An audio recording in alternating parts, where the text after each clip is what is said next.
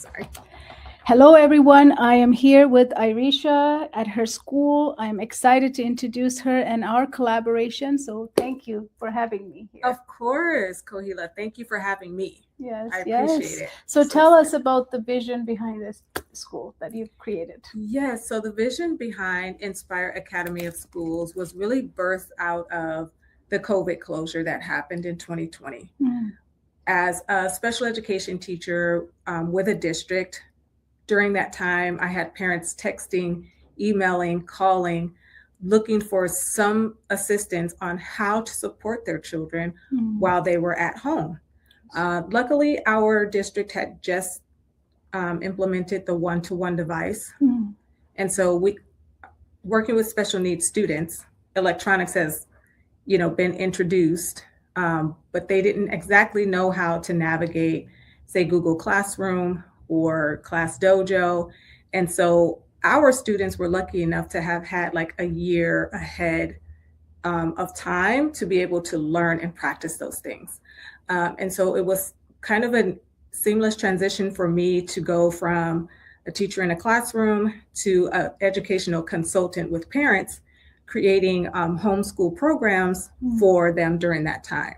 And so that's really where Inspire Academy of Schools was born. I just extended it out to now we are a learning center, or you'll also hear the term micro school, that supports kids that are homeschooling or doing online learning with more educational support. Mm-hmm.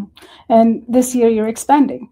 Yes, we just literally got an email today giving us the clearance for zoning and permitting that we will be able to open our learning center in Glendale, Arizona, starting this summer. So we are super excited to be able to support another community here in Arizona. Congratulations. Thank you. Yes. It's so exciting. Yes, I just know how that feels, right? It's your baby. It's growing. Yes, right? Exactly. Yes. Exactly. So what is it that schools can do that you provide already here? What schools can do? Cannot do. Oh, cannot do. Well, the number one thing that we do that schools cannot do is show the patience and care to kids and families and provide a space where we meet kids where they are, and then we help to build their skills from there. So whether it's academics, social emotional development, or executive function, we have the small learning environment to be able to facilitate a lot of these things, sometimes one-on-one or in a small group. And public schools really, with the pacing requirements, the testing requirements, don't really have the time to really be that intentional and specific on kids' needs like we are able to do. Yes, I love that. So you are also adding to this school another area that you were talking to me, right? Where kids who have intensive needs. Yes. That you want to help them out because parents don't know what to do with them either, right? Exactly. Yes, we do have families that reach out to us that have students that have very explosive behaviors. Yes. Whether it's self-injurious behaviors, injury to others or property, that we would love to be able to support, but don't have the staff that have the training to support those needs. Yes. And so if there's a way that we can bring in outside programming to the families to help mitigate some of those behaviors, that's 100% what I've been searching for. And hopefully I've found with your program. Yes. So how did you find out? How did you come into my world? Oh, man. I mean, I'm really... Search? Yeah. Well, I'm really big on social media. Yes. I follow a lot of programs that are similar to mine.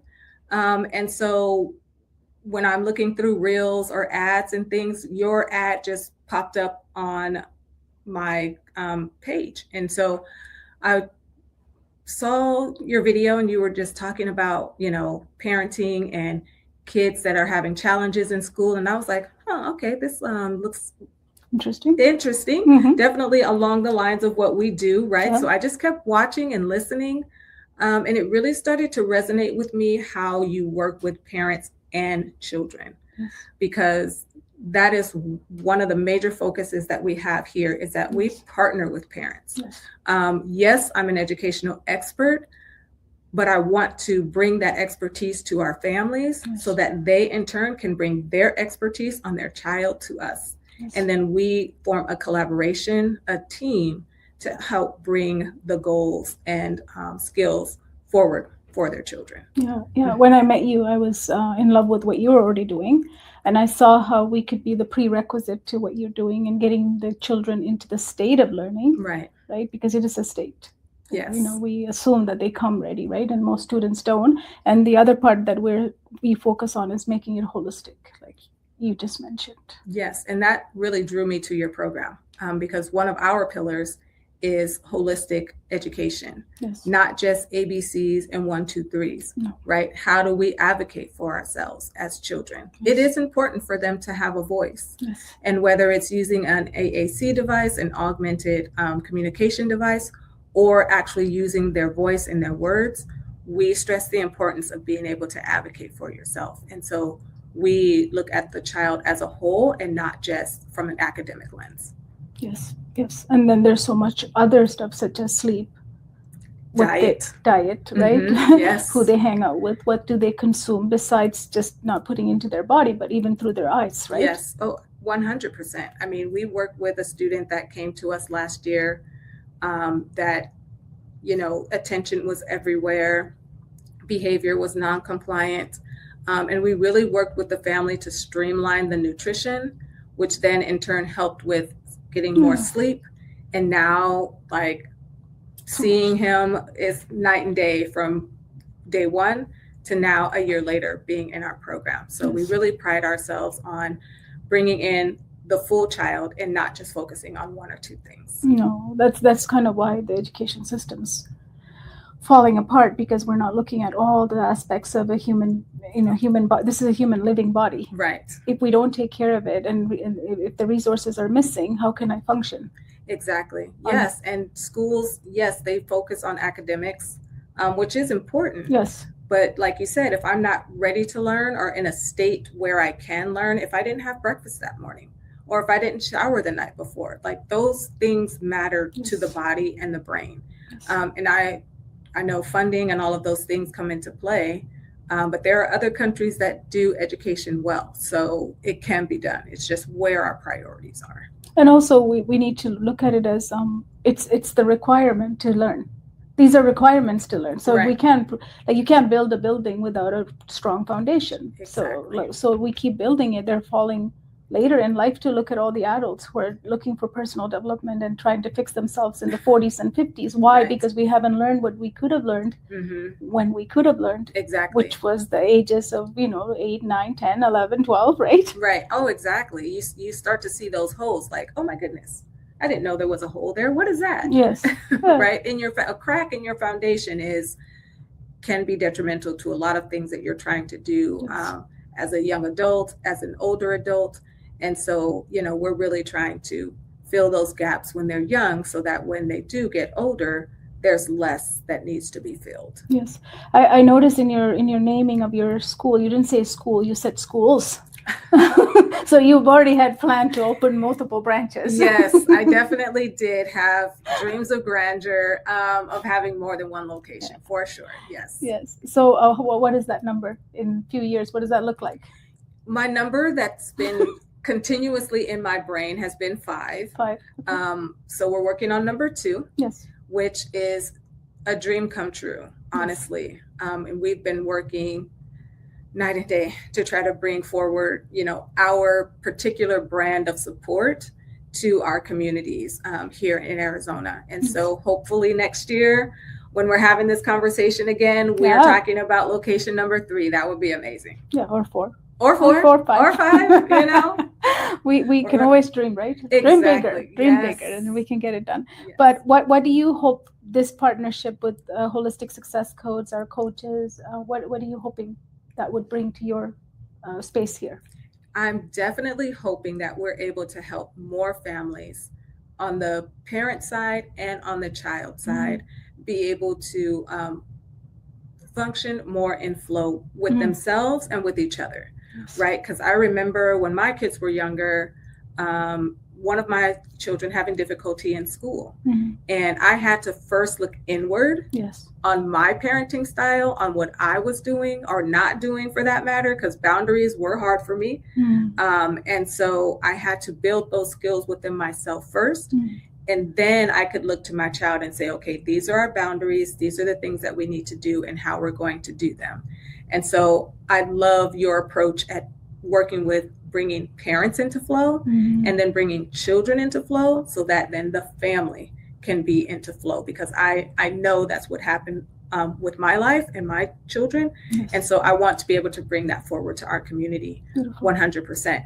And with that flow happening, then learning will 100% explode after that. I'm just super excited to see the process and see all the improvements that happen with our students. And that is kind of the missing link in our education system and how we look at things right now, is that we always want to improve the grades. Right. But that's the byproduct of all of this stuff you just talked about, right? If we clean up all of this and get them into flow, the result always will be the child achieving. There's nothing else going to happen other than achievement. Exactly. Yes. Because once you get your body ready and then you put it in the situation where it can do what it's designed to do, then sky's the limit. So I'm excited to grow with you, and I'm glad you saw the difference. And I was just coming from, as I said, coming from a summit that was for mental health related to school. So there was about more than 350 professionals there. All of them have strategies, right? We all have lots of beautiful strategies, all these techniques, all these new way of planning and executing. But the foundation is not ready. It doesn't matter what we put on top. Right. That is so true. That is so true. Yes. And we've had a few kids come to us this year where we just really had to settle them in, not give them too many demands, not too many academic tasks. You're just here, you're listening, you're engaging in the community with the students, and you're engaging with different educational things and conversations with adults, just to get them comfortable and then ready to learn. Sometimes it takes a week, 2 weeks. It really just depends on the child. But we're really flexible in building in the acceptance and tolerance in being in a program like this, because it's very different from traditional school. There you just have to be ready. Exactly. You're ready, go, let's go. Yes, and I've had people, come and do visits and tours and things, and when students are here and they're just like, it's just so calm in here, like it's so different. If just walking in the door, you see kids buzzing and doing things, and everyone's on task. No one's doing the same thing, or some kids might be doing the same thing, but it just flows and it works, and there's an ease to what's happening. And so it really hits me in the heart, because that was my plan. That was my desire, to have a comfortable space where kids can come and learn. Yes, absolutely. And accepted, seen, and given the space to explore, right? Exactly. At their pace. At their pace, right? That's important. That's the part that's so important. So important for our kids. And it's working. It's possible, right? We always say in school it's not possible. To the scaling, it's not possible. Everybody says, how can we let everybody at their own pace? It's not possible, but you're doing it. Yes, we absolutely are. And it's flowing. It's flowing, and it's beautiful. Parents are happy and excited. Kids are excited to come to school, right? They're like, oh, we're coming to school. They have friends. They are, learning new things in a very relaxed but still rigorous environment. Yeah, beautiful. And I want to ask, what was your childhood like? Why did you become a teacher? Oh, man. What was the inspiration behind that? Yes, the inspiration behind that were both of my grandmothers were in education in some way. And so they always sat down with me, sat down with my cousins, and, made sure that we knew our ABCs, 1, 2, 3s, how to cook and do different things like that. And so having that experience really led me to want to do the same thing. And I started working with kids when I was in high school. We had a local pool. And so I went to the pool owner and was like, hey, can I, be the supervisor here? I know CPR, I know all these things, water safety. And so, I would just watch the local kids at the pool. And I was just like, this is so cool. Just watching these kids, teaching them how to swim, it was really amazing. And so just on my college journey, after college, I just really took to education and seeing the kids light bulbs go off when they learn a skill that we've been practicing and they may have cried about because it was hard or a challenge for them. Yes. So just seeing those light bulb moments just really lit me up. And so I continue to have that love for, kids learning. And so carrying that forward through this process of Learning Center, micro school, has just been a dream come true for me. Yeah, beautiful, beautiful. So why did you choose special educator, though? There has to be something else going on. Special education actually was put upon me. Okay. I you earned it. You had a lot of patience. Well, yes. I didn't. I was actually very doubtful of special ed because I had never been in a special education classroom before. And my best friend had been working for Los Angeles County. And so she had been working with special ed kids for like a few years. And she was telling me that, the county has this program where if you have a bachelor's degree, you can get your teaching credential, but you got to work with kids with needs. And I was like, I don't know if I can do that. She was like, oh, you'll be fine. So I applied, I got into the program. But before I started like actual teaching, I got hired as a paraeducator so that I can get into the classroom and start to experience, working with that population. Yes.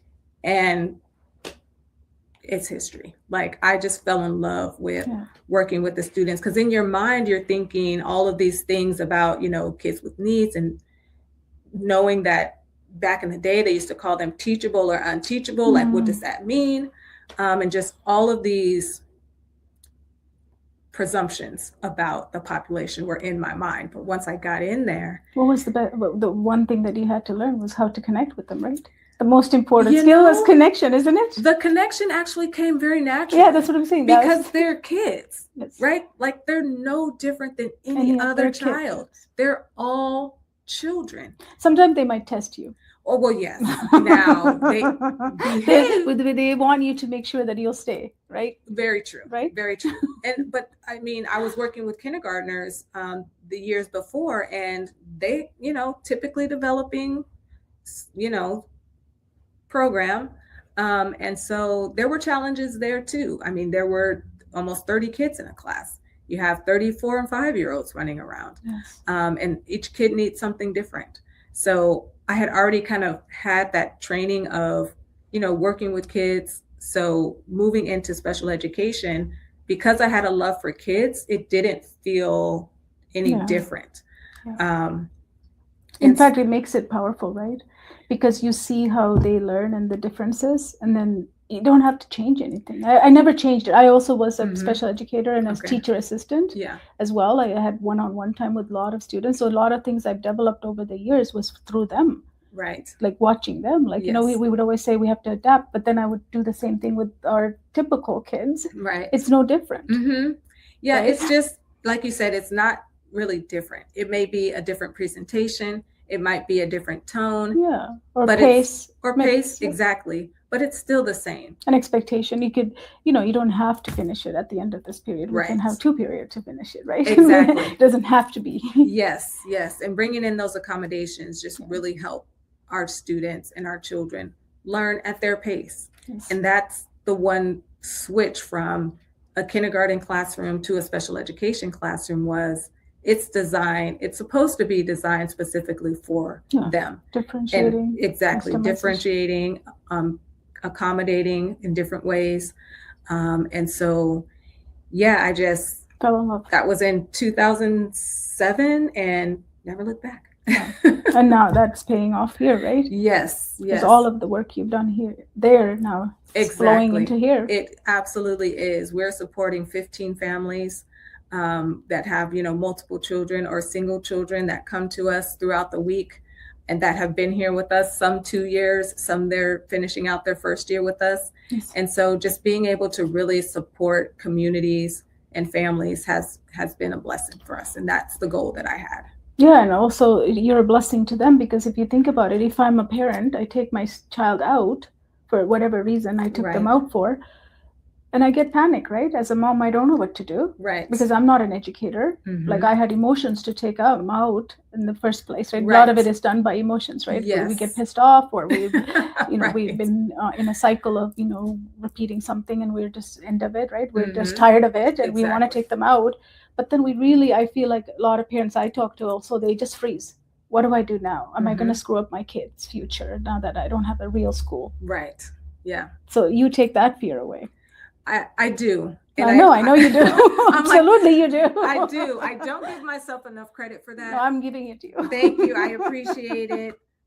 Because I do. I mean, I have some parents that when we do team meetings, which we do once a quarter. Yeah, you're like lifesaver for them. Absolutely. You make them go to bed and sleep. Exactly. And they can get up in the morning and know that when they take their kid to program, they're going to be safe, they're going to be seen, they're going to be heard, and they're going to get it's a blessing. All of the things that they need. Yeah, it is a blessing. Yes. So micro schools, so those people, for those who don't know what micro schools are, they're small versions of a school, but then it's very dedicated and customized. And as you say, the child gets to explore at their own pace. Yes. And be seen and heard. Exactly. And that's how our micro school operates. There are other versions. Right. Multiple micro schools internationally. Yes. That operate on different spaces, on different levels, but they're all geared towards a specific community and to support them in the way that community desires to be supported. Yes. And so, we have a lot of families that reach out to us.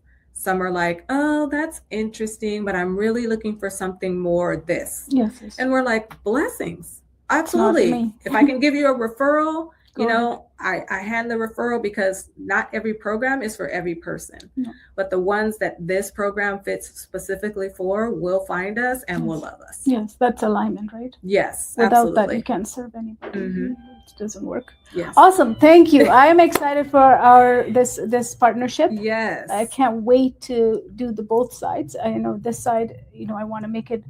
I want to collaborate with you to talk about how that looks like, the program, right? With the students who are already in flow, but how can we make them into more flow, right? Yes. And the other one that you want to start with students who have been kicked out of school or suspended or that explosive behavior, how can we support them to bring them into the main room? Yes, perfect. I'm excited for it as well. Thank you. Thank you. You're welcome. Thank you. I'll see you guys in another episode. Thank you so much.